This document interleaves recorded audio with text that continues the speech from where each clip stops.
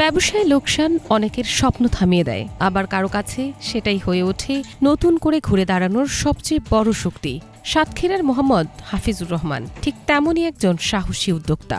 বড় ধরনের ক্ষতির মুখে পড়েও তিনি ভেঙে পড়েননি, বরং সে ধাক্কাকে পুঁজি করে নতুন স্বপ্ন আর দৃঢ় মনোবল নিয়ে গড়ে তুলেছেন নিজের জুতার কারখানা। আজ তার সেই ছোট উদ্যোগই পরিণত হয়েছে সাফল্যের গল্পে। সেখানে শুধু তার ভাগ্যই বদলায়নি, বদলে গেছে আরও অনেক মানুষের জীবিকার পথও। স্বল্প প্রশিক্ষণ নিয়ে একটি ম্যানুয়াল মেশিন দিয়ে ছোট পরিসরে জুতা উৎপাদন শুরু করেন হাফিজুর। ধীরে ধীরে বাজারে চাহিদা বাড়তে থাকায় এখন তিনি ডিজিটাল ফটো কাটিং মেশিন স্থাপন করেছেন। বর্তমানে প্রতিদিন প্রায় 250 থেকে 300 জোড়া জুতা উৎপাদন হচ্ছে তার কারখানায়। বন্ধুদের সঙ্গে যৌথভাবে ব্যবসা বাণিজ্য করি। প্রথমে যৌথভাবে ব্যবসা বাণিজ্য করার কারণে এক পর্যায়ে টাকা পয়সা অনেক লস করি। সেখান থেকে মনক্ষুণ্ণ হয়ে চিন্তা ভাবনা করলাম যে জুতার ফ্যাক্টরি করা যায় কিনা। এটা চিন্তা ভাবনা করে জুতার ফ্যাক্টরিটা শুরু করি। প্রথমে আমি একা শুরু করি, এরপরে একজন দুজন করে নিয়ে এখন প্রায় 20-এর অধিক মার্কেটিং লোকজন দিয়ে এখানে কাজকাম করতেছে।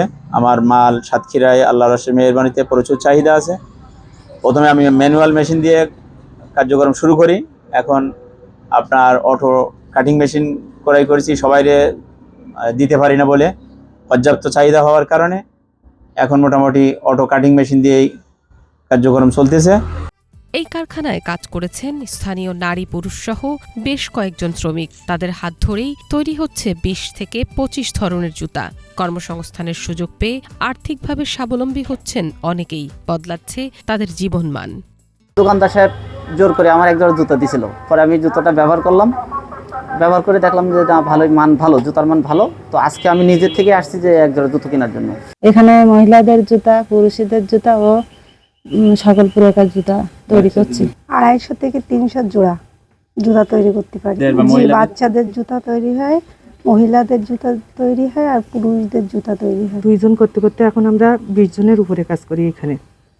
আর এই কাজ করার পরে আমার সংসারে অনেক সুবিধা হয়। স্থানীয়ভাবে উৎপাদিত হওয়ায় মান ও দামে সাশ্রয়ী এই জুতাগুলোর চাহিদাও বাড়ছে প্রতিনিয়ত। জেলার বিভিন্ন এলাকায় সরবরাহ করা হচ্ছে এসব পণ্য, যা স্থানীয় বাজারে ইতোমধ্যে ভালো অবস্থান তৈরি করেছে।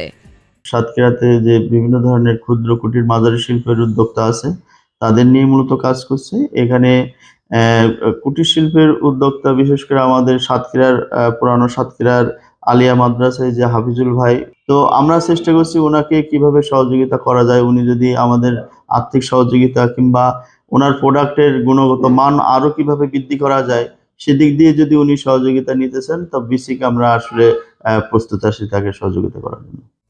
হাফিজুর রহমানের লক্ষ্য আরও বড়, ভবিষ্যতে 1000 মানুষের কর্মসংস্থান তৈরি করা। তার মতে সাহস, অধ্যাবসায় আর সঠিক পরিকল্পনা থাকলে সফল হওয়া সম্ভব।